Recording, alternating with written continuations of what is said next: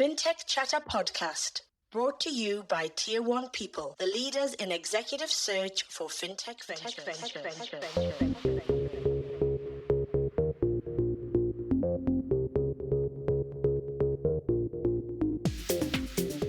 Hello and welcome to Fintech Chatter, the podcast where I chat with fintech leaders about their secrets to success. I'm Dexter Cousins, your host and the founder of Tier 1 People, the executive search firm dedicated to connecting high-growth fintech companies with exceptional leadership talent. With a proven track record placing top executives in mission-critical roles, Tier 1 People is a trusted partner for many of the world's most recognizable fintech brands. Today's guest is Simon Schwarz from FreighInsure. Simon, welcome to the show. Thanks, Dexter. Great to be here. Long-awaited Fintech Chatter debut. We've been long-time collaborators, so it's great to kind of finally have you on the show and talk about FreighInsure. Really happy to be here. Thanks, Dexter. Yeah, so first of all, before we talk about FreighInsure, can you give our listeners a little bit of a kind of short background on who Simon Schwarz is and how you got into fintech? Sure. My journey's been, I think, a little bit of a traditional one. I worked in banking for nearly 15 years.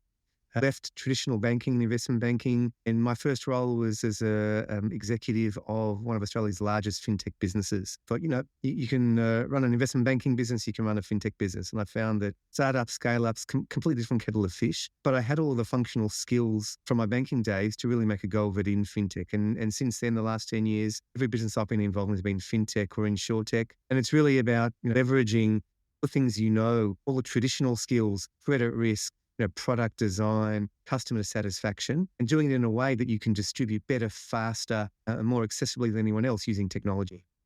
So you've worked for some, really recognizable brands, Advisor Zip. You've worked also at SocietyOne, which is one of the, OG Australian fintech businesses as well. Years, yeah. You also spent some time at BizCover, is that right? That's right, yeah. Yeah. So kind of BizCover for me was one of the first, I'd say, kind of insured in Australia as well. And it really kind of started to get the incumbents to take notice and start to kind of figure that digital really was the way to go. How has that journey of working with all of those businesses and some incredible founders, investors, etc., how has that journey kind of got you to the point of recognize that FreighInsure was a great problem to solve? Yeah, I think every one of those businesses I've been involved with has shown me what to do and what not to do in recognizing opportunities and figuring out which one of those you can execute on. I'll take BizCover, for example. It does what it does so well. It identified a gap in the market, which is distribution of business policies to small and medium businesses in a way that they can access them quickly, cheaply, and efficiently online without a broker intermediary. And if you can deliver on that product promise, you've sold for distribution into a market that just isn't tapped by the majors. You need technology to do it, and you need the distribution agreements in place from the majors to be able to distribute their product as well. If you can do that successfully, you've got a really, really big business. And just because they're not large policies doesn't mean that the business itself isn't very large if the underlying market that you're serving is very large. And that's really the genesis of FreighInsure, that, freight, as you say, is not sexy, but it's a really, really large market with massive tailwinds causing it just to explode. You look at COVID and work from home, you look at the rise of e-commerce and the consequent movement of freight from large wholesale bulk shipments to small single parcel shipments, and the need to ensure that the end customer isn't bearing the risk of loss or damage. You've got a massive market, and you can figure out how to utilize technology compliantly to service that market. You've got a good business. How did you, first of all, discover the problem to solve? Because we've known each other a while. You never ever kind of confessed a love of freight, all things freight. So where did the inspiration for the idea come from? Yeah. So I've worked in a lot of industries, a lot of industry verticals over the years. You do that in financial services. You kind of become a jack of all trades. But I'd never really worked in freight and logistics. And I partnered with some guys who actually have been running one of Australia's other, least known but most successful insurances, Freight Safe, for many years. Australia's largest independent freight claims manager, with warranty services and claim management services for the high volume, low value claims that arise in freight every day of the week. Someone's laptop gets lost, stolen, or damaged, and someone puts up their hand to DHL and says, come on, guys, you owe me for my laptop, and then they fight with you about it. That's what FreightSafe does. And their clients range across some of Australia's largest and smallest freight and logistic companies. It's a great business, and those freight clients have been saying for many years, we love what you do, but we wish our customers weren't claiming against us. We wish there was some insurance product that we could embed into our freight services when something goes wrong, customer claims against the insurance product rather than against us. And that's where FreighInsure was born. So I partnered with them. I had the Fintech Insurtech regulated financial services background to really build this business from the ground up. It really came with the freight, an industry experience and credibility. And between us, we've got a great business. Brilliant. So in terms of customers, who are your customers? So we run a B2B2C business is how we look at it. Our direct clients are Australia's freight companies, also many multinationals, from the small mums and dads running trucks to the large multinationals running freight platforms, in many international jurisdictions. So we work with those freight companies to embed our insurance product and the technology that services it into their freight booking platform. If you think about purchasing travel insurance, you'll go online to Qantas.com, you'll book your airline ticket, and at checkout, there'll be a button that says, do you want fries with that? Do you want insurance on your air ticket? And, we are the button and the technology and the insurance product behind it that enables us to put that button into freight booking platforms. So when you buy freight, you can add cover, for loss or damage at the click of a button. So you the underwriters of the product as well, or what kind of model do you have? Yeah, so we have an MGA model where we're the digital underwriters on behalf of our capacity providers. We essentially do everything from beginning to end, the pricing, quoting, underwriting, binding, payment, documentation, midterm adjustment, claims. We do everything, end to end. And then our capacity providers, they're taking the risk on the performance of the portfolio. Obviously, one of the biggest challenges for any earlier stage business or growing business, particularly in fintech and insurtech, is capital and risk management. Could you explain a little bit about the MGA model and how that works and the kind of innovation behind that? Because it's a pretty smart kind of move for a younger business who wants to grow fairly quickly. Sure. A feature of our business and BizCover before it is it's a capital light business. When you have the capacity providers taking the risk on a portfolio, you're not an APRA regulated insurer. You're an ASIC regulated AFSL holder, but you're not required, nor do you need to hold capital against the risk of the portfolio. That's the job of the regulated capacity provider. What you do need to be doing is ensuring that your technology and operations run efficiently and compliantly so that you can do that entire end-to-end process from the quoting, the binding, the payment, the claims that arise from millions and millions, tens of millions of policies at fairly small premiums at scale. And you need to ensure that your technology and operations are configured so you can do that without it being cost prohibitive, either because the process is inefficient, or because you've introduced compliance or operational technology risk into your process. Yeah, it's interesting because we often think of innovation as being this kind of highly disruptive, world-changing event. And yet really, when I look back over this, certainly the last 20 odd years that I've been in the space, all innovation has been incremental improvements and just, I think, kind of almost necessity-driven solutions to problems that actually kind of then turn into businesses that can then turn into industries or new product offerings as well. And I think the MGA model is a really good example of that, where we've seen some great businesses come out of nowhere really and adopt that model. Thinking of Cover Genius as another good example in that space. Yeah, look, I'd say the MGA model is not new, and like you say, there's some changes. When I did my MBA way back, we were told there are two types of major innovations: product innovation and then distribution innovation. And I'd say that what we've done and Cover Genius and BizCover, before us, has really been step change in distribution. Yeah. The product is not new. BizCover, it's stock standard. Business insurance policies, FreighInsure talking about, goods in transit policies have been around for a long, long time. What we're talking about is innovation in the distribution model. embedding those policies into the distribution of freight. So it's an add-on to the freight purchase. In the case of Cover Genius, add on to whatever the underlying, product or service is that they specialize in more general embedded insurance. That's the innovation. It means you can now distribute that standard policy together with the underlying good or service where you've got access to this, as long as you can, use technology to plug into the sale of that underlying product. You've got much higher conversion rates on sale and access to the massive distribution that comes with the underlying volumes flowing through that system. In the case of freight, there are billions of freight shipments going through Australia, annually. And if you can attach yourself to, a small proportion of those, even to attaching to the underlying freight consignment at point of sale, it's a massive business, even with a small percentage conversion.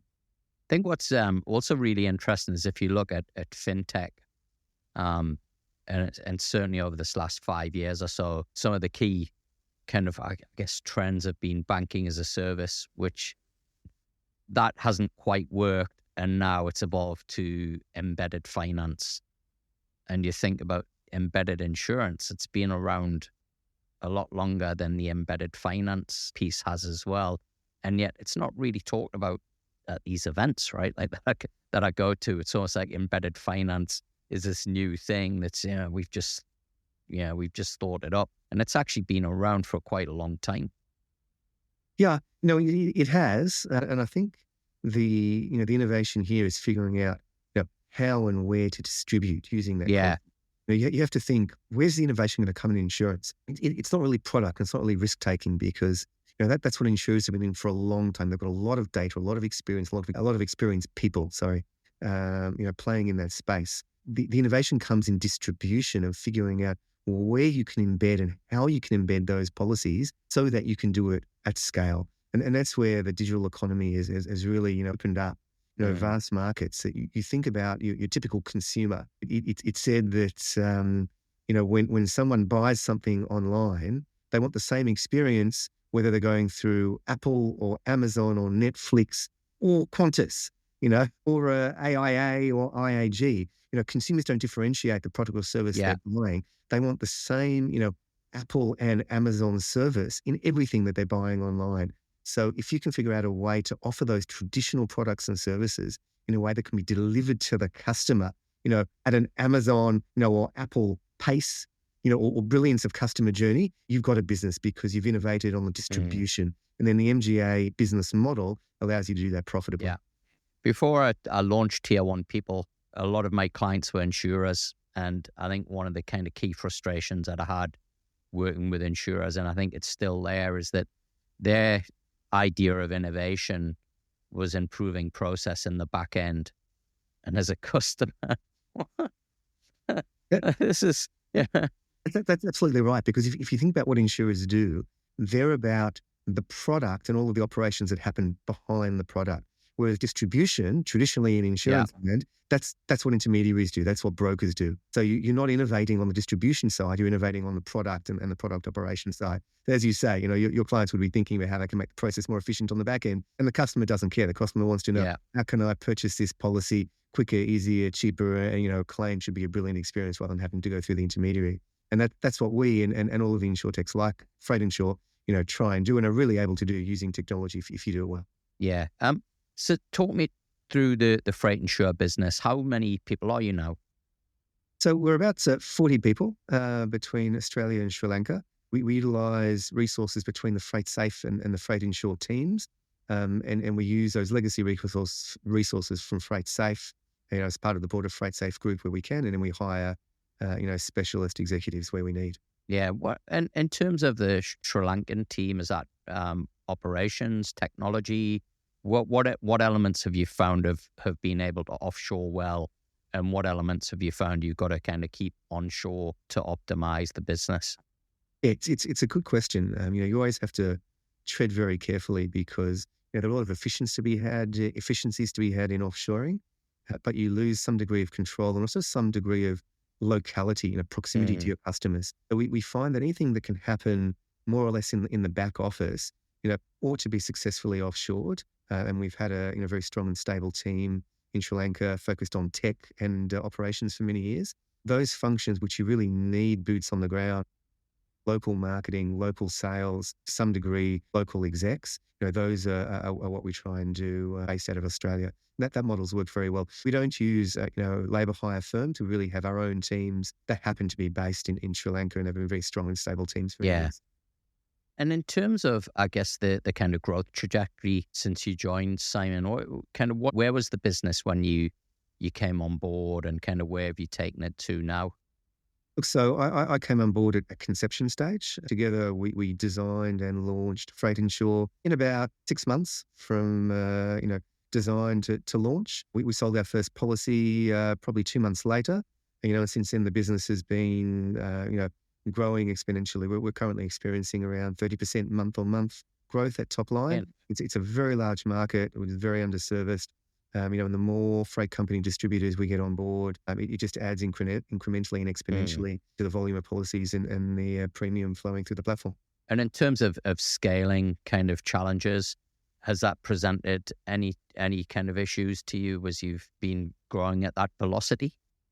Look, it always does. I've worked across, as we talked about before, many startup and scale-up businesses, and they all have their challenges at various stages of that growth. You try and run the business with the resources you have and to try and support the growth that you've got and forecast to get. It's no use, putting 100 people into a startup business, if there's nothing for them to do, the capital to do it. But you've got to figure out how you can bring the people on and have the capital to do so before you hit the growth that those people are needed for. Yeah. So we've managed that fairly well to date, drawing on the freight safe resources and then hiring quite judiciously where we need to. Our challenges have more been not on the human resource side, more on the technology side, and making sure that our technology is flexible and nimble and fast enough for the application that it's been designed for. Yeah. So we've recently retooled our tech in process of migrating to new tech platform. And that's really been about flexibility and speed as much as it is about enterprise-grade service.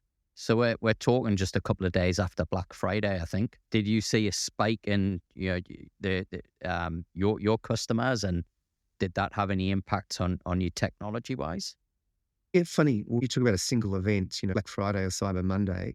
Our clients who are the freight and logistics companies across Australia and internationally, they see this whole time of year as their peak season. Just because, a sale happens on a Friday, it doesn't mean deliveries happen tomorrow. They might be staged over the next 3 to 4 weeks. And we find that November and early December is really peak period for the freight and logistics industry in Australia, particularly around the small parcel deliveries. What we've heard anecdotally is it's still peak this year, but for some reason it's a little less peak than usual. Some of the boil seems to have come off a little bit, but overall volumes are definitely up relative to prior months. It's definitely a cyclical business. Hopefully Michelle Bullock's listening to this, and she might reduce interest rates. That's right. You're going to do it quickly, and in time for the goods to be shipped before Christmas. And what are some of the cool things that you're working on right now? So we're working on some really cool AI applications at the moment. A lot of the smarts in the underwriting is determining what sort of goods are being shipped by what sort of carriers, and what sort of transit routes. Where you've got structured data, it's great. You can map that to your underwriting engine. Where you've got unstructured data, customer says, I'm shipping a PS2 black and titanium 13-inch.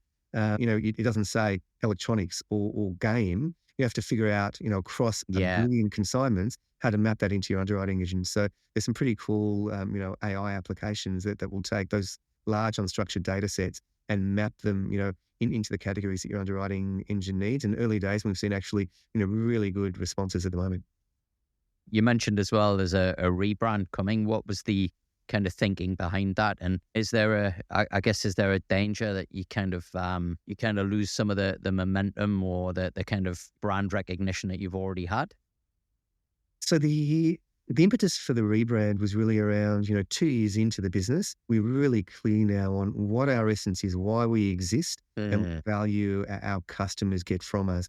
And it's really about embedded freight insurance. When we launched, the message was FreighInsure. We insure freight is what it sounds like. But really, the embedded component is such a critical part of our business and why our distributors and customers use us that we've kept the FreighInsure name, but change the brand logo so that it highlights the embedded nature of the product. If you, I'll give you a sneak peek. If you can sneak peek, if you can imagine a capital F with an I embedded, in the space that the F creates, inside that rectangle, that's the logo. It's the F and the I with insurance embedded within the freight. Really, really powerful because it tells people, in a single visual image, what we are, what we do, and why we do it.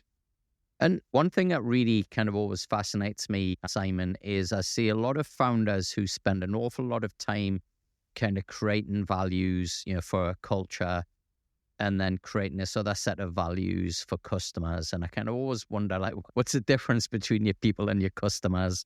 Aren't they kind of, at the end of the day, people, and maybe, you should have the same values for both? What was the journey that you went on, I guess, first of all, in terms of kind of figuring out what those values are, but I guess, secondly, in terms of the type of culture that you wanted to build? You've worked in some really, great businesses that have gone through some very rapid growth, but all of them have got very different cultures, right? And very different types of leaders. What did you kind of take from all of those learnings to say, hey, this is what good and bad, this is kind of taking all that into consideration.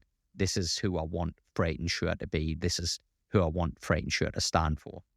Yeah, it's a great question. And in fact, our culture and values really inform the whole strategic rebrand. It's not just a logo rebrand, but it's looking at what is our strategic market, what is our market that we're playing in, and how do we play in that market to be successful. We use the cultural elements that I've learned from all of the fintech businesses I've worked with along the way, all of which have been high growth businesses.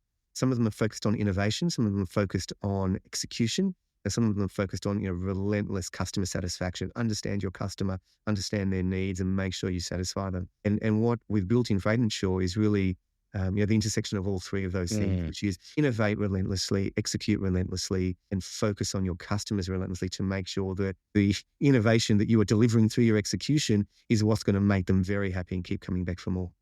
So you mentioned as well your kind of earlier career in investment banking. I'm guessing then you've seen every kind of pitch, every kind of problem, every kind of crazy, entrepreneur, or, the two guys from Bondi who are going to kind of revolutionize or Uberize banking. What have you taken from all of those experiences, kind of in terms of, if you were starting out again or you were giving advice to somebody as to how to identify the type of problem to solve in Australia where it's relevant to the market and it takes into account the fact that you're not in Silicon Valley, you haven't got loads of investors, you haven't got 350 million people living in the country. What guidance would you give people as to, where to spot those problems? And like you've done with FreighInsure, a problem that nobody's solving, right? And it's kind of an untapped market where if you execute well, you can get rapid growth like you're getting. Yeah. Look, the first thing I'd say is that don't discount the two guys from Bondi. I'm thinking Larry Diamond and Nick Mullen. Like let's putting Larry and Nick aside. I think the quality of the founders is key. When I'm got my investment hat on and I'm looking at pitches, I'm really looking at the quality of the founders and their ability to execute. A business idea is nothing without the guys behind it that have, the experience and the drive and frankly, the success that's going to make this one a success. It's much harder to back an unproven founder than is somebody who's done it before. The first thing I say, the people are everything. The other thing is the market opportunity. I would always back a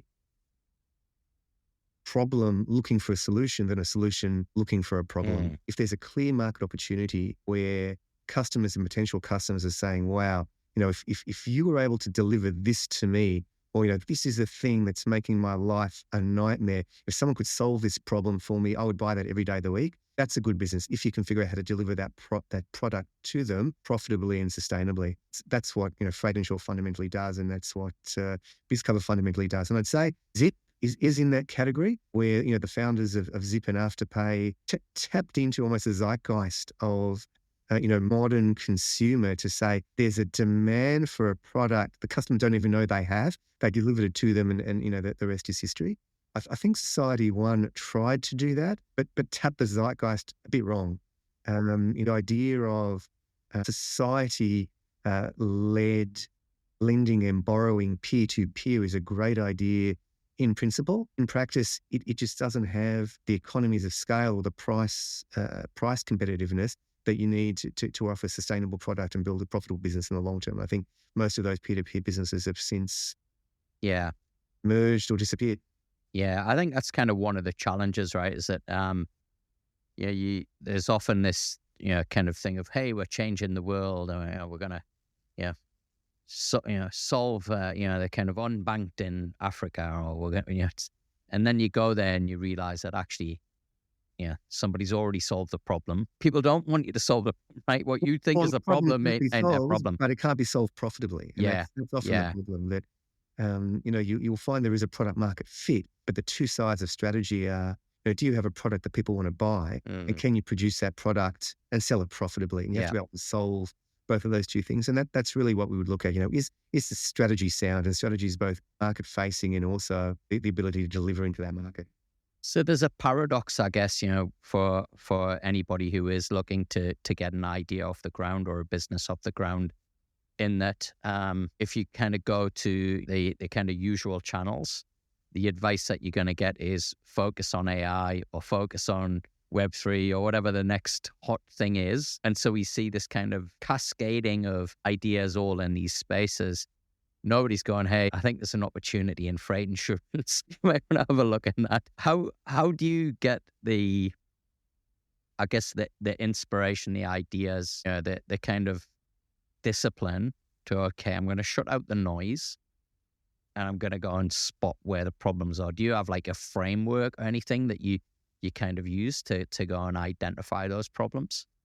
Look, I use elements of it, but what you're talking about is essentially design thinking, which is you're not coming up with a brilliant idea, which is a solution looking for a problem to solve. The latest AI thing, okay, what can I do with that? You're getting out there, into the market and listening to what customers or customer segments are saying, what their pain points are, what they really want, and then trying to really absorb it, stand in their shoes, figure out how can I solve that pain? If I were that customer, what would I want? And now how can I leverage my knowledge, technology and distribution and products and everything else to design and deliver a product that actually solves that problem? If you can do that, you're well on your way to building a business. I often say to people who come to me for business and startup advice, I've got this great idea. How do I raise capital for it? And I tell them, an idea is one thing, but a business is a completely different thing altogether. And being able to distribute that product as part of that business is, almost the be all and end all. It's no good building a better mousetrap, as I say, if no one wants to buy it. And even if people want to buy it, if you can't figure out how to distribute it, the idea isn't worth having. So I often tell people, focus on the distribution, and in a way that distribution will solve a problem for the market in which you're distributing. And then, the product design and everything else kind of comes second. Beautiful segue into the next question that I wanted to ask you, Simon, which is, it's one thing to be a founder and come up with an idea and get the funding. It's a completely different thing to be a CEO and a leader and to grow that business and to, be looking out for 40, 50, 70, 100 people. How have you developed yourself, and what kind of leader have you kind of really tried to become as you've gone on that journey? It's a great question. I think the role of founder, and that of CEO are really quite different. The founder is the visionary, the one that has the idea, the one that moves the chess pieces around to give that idea, flesh and bones and legs, and get it out there in the market. That's the role of the founder. The CEO is the one that has to hire, occasionally fire people and set the values and the tone, maintain relationships with stakeholders, make sure that the operations are running efficiently and that the bottom line is profitable. It's quite a different practical. It's almost like the difference between idea innovation and execution. CEO is as much execution as anything else, and straddling those two roles at the same time, it's quite a challenge to get the balance right. Often find myself coming down on one side more than the other over a period, and having to look back and recalibrate and make sure that I'm doing both things. I'm staying true to the the founder part of my role, which is, the ideation and the vision and the relentless drive of the business forward in pursuit of that vision. And then the CEO role is about execution and operations and making sure that we have the people and the culture and the processes and the technology in place to deliver on that vision. Have you found any, routines or daily habits or things that you've had to now introduce into your daily schedule that are now almost like rituals that you've got to do in order for you to be able to perform at the level that you've got to, but to be able to handle the challenges, the stress, the kind of protect yourself from and keeping your mental health in a good, and your physical health in a good spot as well? Yeah, so I'd say there are really two things, actually three things that have done that for me over the years, and two of which I'm practicing now, and one of which I should practice more. I've just given you a gentle reminder. Yeah, it's great. So the two things that I've done and kept with me over the years are really regular structured exercise. You make time in your routine, in your day, in your week for, I will be exercising 4 times a week, 5 times a week at this time of day. And then I build everything else around that because, if you haven't sharpened your saw, you can't cut down the tree. So keep the exercise going as your baseline. And, with that comes good eating. But exercise, I really found you need to structure and stay consistent with.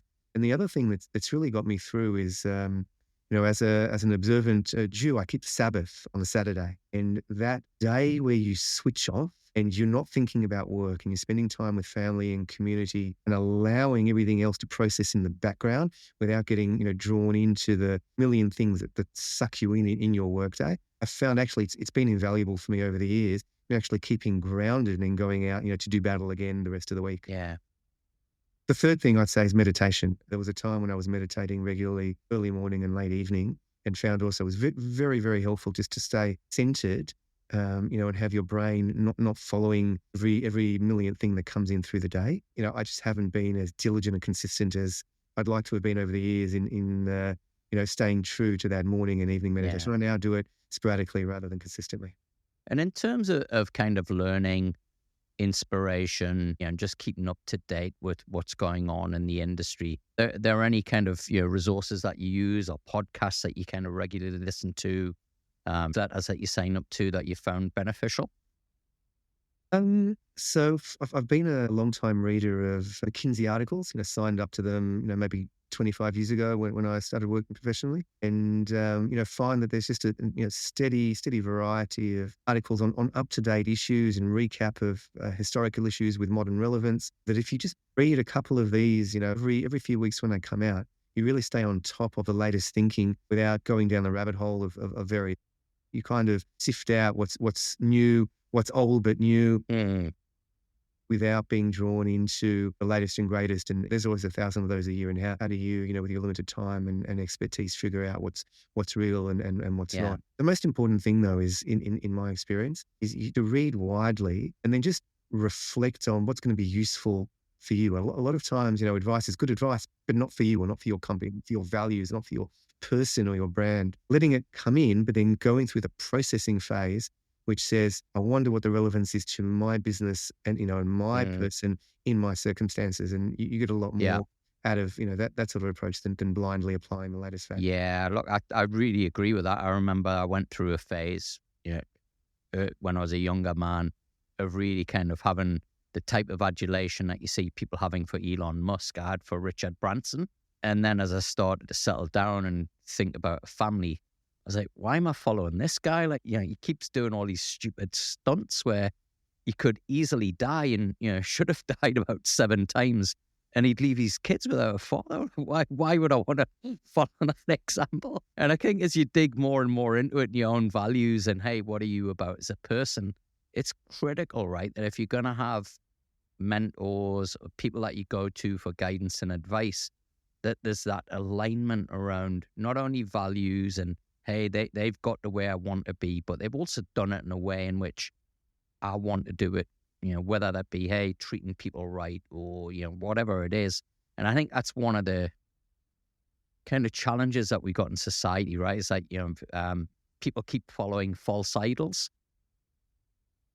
Yeah, I think that's right. There are, many, many management books out there and many, many, gurus and role models. And part of the issue is that people are so different. The more you read, the more biographies you read and follow, the more you see that there are parts of people and their approach and their values that resonate with you, part that you have a revulsion towards. The more you read, the more you can draw on, what speaks to you and kind of isolate what doesn't. But the second benefit of reading widely, I heard someone relate this anecdote. I can't remember who it was. They love reading all of these biographies of founders. And it's not because they want to learn how that founder did it, but it's because they want to keep teaching themselves the lesson that each founder did it differently. They did it their way. And it kind of gives you hope and inspiration and strength that there is no right way. I just have to find what my way is. And I might draw inspiration from these various people, but ultimately it's going to be a unique path dictated by your personality and your circumstances in your business and, your partners and all of those things. So, the more you read, the more I think you internalize that lesson. It's a brilliant point, right? Because if you look at the startup scene in Australia, 99% of people in that space are all trying to be the next Canva. And what did Canva do? What did Canva do? And it's like, well, not yet. That's the outlier, right? And the answer is Canva did both what it needed to do and what it could do, given the opportunity and the resources that it had. But, your opportunity and your resources are going to be completely different in your circumstance. So you've got to figure out what is going to work for you and, do that to the best of your ability. Now, normally what I ask people, Simon, at this point of the podcast is what's got them excited about fintech. However, I'm going to ask you something slightly different because there was an announcement recently. You've recently joined the board of Insurtech Australia. It's an organization that's very dear to my heart, having been at the very first meetups before Insurtech Australia was Insurtech Australia. And it's been, I think, a slow kind of, I think grind for the Insurtech space in Australia to start to really get some momentum. But in the last 12 months, I think that we've really started to see now a lot more happening in that space. Some great businesses like yours and Upcover and Honey, all kind of starting to break through and really get some momentum now. So kind of what's your take on the Insurtech scene in Australia right now? Yeah, I think as you say, the Insurtech scene is really humming. There's been a lot of businesses that have made the headlines for all the right reasons. I think a lot of things have come together. The technology, the market opportunities, capital is starting to flow in, and you've got personnel and executives who have some experience now in prior ventures who are able to help support and grow those businesses. So I'd say there's a lot of stars aligning well for the Insurtech industry. I look at what's happening in the US, and it's been a very large industry, Insurtech in the US for, I'm going to say, a decade now. And what that means is that both sides of the market are really, really humming. You've got a lot of capital coming in, to a lot of businesses, a lot of deals being done. And it's a virtuous cycle. The more capital comes in, the more deals are done, the more deals there are to be done, the more capital, comes in. And similarly with HR, the more, successful growth and launch and valuations you get in an industry, the more people want to join that industry, the more people join the industry, the more support you have to grow. And Insurtech in Australia, it has kind of reached that threshold where you've got a critical mass now of both people and capital in the industry that the businesses are really starting to take off, more and more of them. The more they take off, the more capital and human capital you can attract into the industry. So I think it's got a lot of tailwinds from here. And what's your sense as to the incumbents? Are they kind of starting to now become a bit easier to play with and inviting people into the tent, or they're still trying to kind of put the big moat around their business? I think it depends where the Insurtech or, for that matter, the fintechs are playing. Where they're competing head on with the incumbents are absolutely going to try and, use their scale and capital and resource advantage, to try and crush the upstart opposition. I think that's what happened with SocietyOne, frankly. If you think about Insurtechs that are servicing untapped markets using technology or distribution in a way that the incumbents cannot because of their legacy technology, because of their legacy distribution models, what you find is that those legacy players are very happy to partner with the Insurtech startups because they're doing things that the incumbents cannot. If I look at, BizCover as a prime example, BizCover is distributing standard product from QBE and Hollard and AIG into the market in a way that those incumbents can't because they don't have the technology or the distribution reach that BizCover was able to create. Similarly with FreighInsure, we're doing exactly the same thing. We're not really competing with the incumbents on product. we're just distributing into a market that they're not able to access. And so they're actually quite happy to distribute through us into those markets, given the chance. Well, I can't believe we're almost at the end of the show, but we're almost at the end of the year as well. What can we expect from FreighInsure in 2025? So you're going to see a lot of growth. You're going to see organic growth. You're going to see product growth, and you're going to see geographic market growth. A lot of really cool things on the horizon, underpinned, as I said, by the retooling of our technology. We're really looking to become much more dominant, certainly in the Australian market, and then become a player globally by the end of 2025.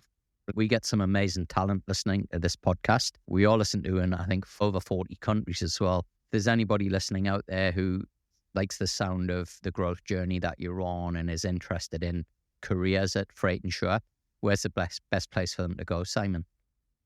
The best place is to reach out directly. We are growing and we're hiring steadily. For the right person, with the right role opportunity, we definitely have a chat. Brilliant. Simon, it's been fantastic to reconnect and find out more about FreighInsure. Great to chat again, Dexter, and really thank you for your time. It's been fun. Brilliant. As always, folks, you can connect with me on LinkedIn. If you're new to the show, make sure you give us a follow and a like. If you're on YouTube, subscribe and hit the notification bell. If you're coming back, thanks so much for your support. It really does mean a lot, and it really helps me in getting great guests like Simon on the show. Until the next episode, keep well. Fintech Chatter is brought to you by Tier 1 People, leaders in fintech executive search. We'll help you bring in world-class leadership talent to build world-class fintech ventures. And you can find us at tier1people.com.